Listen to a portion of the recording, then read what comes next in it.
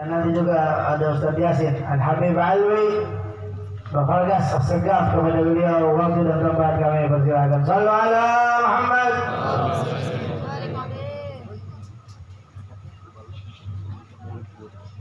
Assalamualaikum warahmatullahi wabarakatuh. Waalaikumsalam warahmatullahi wabarakatuh. Nah, pada lemes amat nih. Lanjut apa enggak nih? Lanjut apa enggak?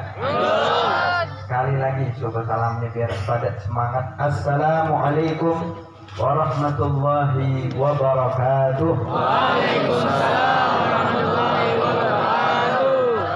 Bismillah walhamdulillah wassalatu wassalam ala sayyidina Rasulillah Muhammad ibn Abdullah sallallahu alaihi wasallam.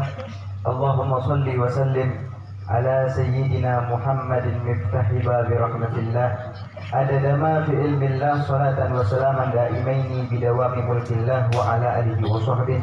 Yang sama-sama kita hormati dan kita muliakan guru kita, pimpinan Pondok Pesantren Nurul Mustafa II Al-Habib Abdullah bin Ja'far As-Segaf. Kita doakan beliau sehat panjang umur. Amin. Sehat panjang umur. Amin. Sehat panjang umur. Amin. Allah Subhanahu wa taala luaskan dakwah beliau. Amin. Diluaskan rizki beliau. Amin. Diberikan daripada keturunan yang soleh dan solehah. Amin ya rabbal alamin. Begitu pula guru kita Al-Habib Qasim bin Ja'far As-Segaf. Kita doakan beliau sehat panjang umur. Amin. Sehat wal afiat. Begitu pula hadir tengah-tengah kita Al-Habib Muhammad Al-Kaf, pimpinan Majelis Umat Muhammad. Begitu pula tadi yang telah memberikan nasihat Al-Habib Syauqi bin Haidar Al-Habsi.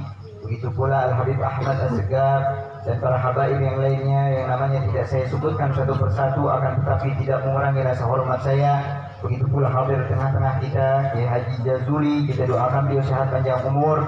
Begitu pula Ustaz Madah Yasin dan Sahibul Bait yaitu Haji Rudi beserta keluarga. Kita doakan beliau sehat panjang umur, sehat wal afiat. Amin ya rabbal alamin.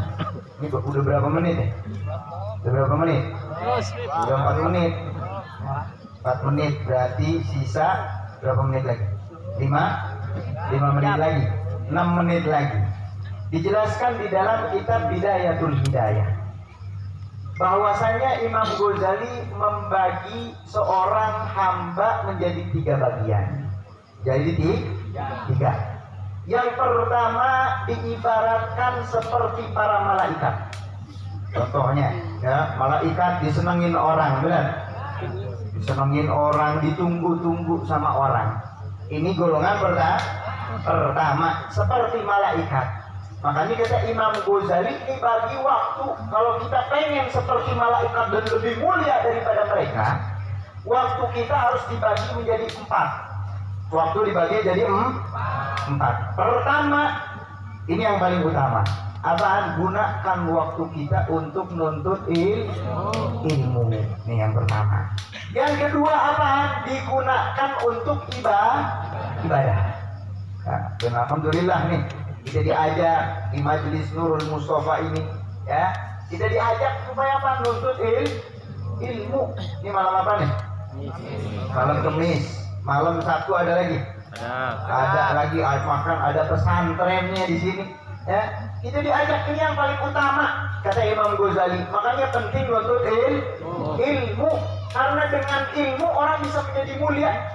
Orang dengan ilmu bisa dimuliakan oleh Allah Subhanahu wa taala. Yang pertama, kalau nggak bisa, yang kedua kata Imam Ghazali, gunakan untuk ibadah. Waktu kita di manajemen, ya, waktu subuh, sebelum sholat subuh, habis sholat subuh, sebelum sholat subuh, sholat sunnah fajar 2 rakaat, habis itu baca doa fajar, habis itu sholat subuh berjamaah, habis sholat subuh baca wirdul latih.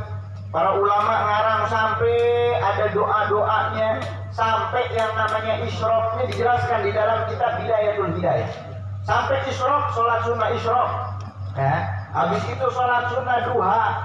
Nih, gunakan 2 waktunya. Yang kedua untuk ibadah. Yang ketiga, gunakan untuk apa? Untuk menjadi wasilah daripada kebaikan. Wasilah daripada kebaikan. Contoh seperti apa? Sohibul bait ya. Nggak bisa yang namanya nuntut ilmu, nggak bisa ibadah, tapi wasilahin. Gimana wasilahnya? Nyediain tempat, ngasih makan, ataupun jadi kru ya. Jadi kru nyediain tempat, gelar sejadahnya, gelar karpetnya, gelar terpalnya, nyediain sound system. Ini wasilahnya menjadi dengan berkat orang tersebut mendapatkan kebaikan. Yang ketiga.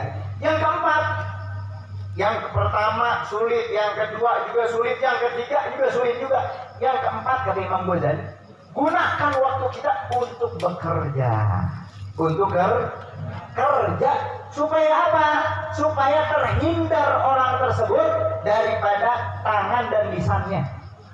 Jangan nyolong, ini kerja nggak mau, akhirnya ngeliat duit hijau matanya, bener? Akhirnya apa? Ngomongin orang, kan kebanyakan orang kayak gitu, nggak ada kegiatan, akhirnya ngomongin orang. Makanya ayo yang hadir majelis taklim jangan malas kerja. Niat untuk apa? Cari rezeki halal, kasih orang tuanya, kasih gurunya, ya, kasih bantu buat apa? Buat majelis taklim, buat pesantren, kerja, duitnya digunakan untuk akhir. Makanya jangan males-males. Ini kadang yang namanya hadir majelis taklim nggak mau kerja, majelis mulu, besoknya tidur. Kebanyakan kayak gini, makanya bagi waktu ini menjadi 4 kata Imam Ghazali. Ini golongan pertama seperti malaikat. Berapa menit lagi nih? Berapa menit lagi? 2 menit lagi? Oh, 2 menit lagi katanya.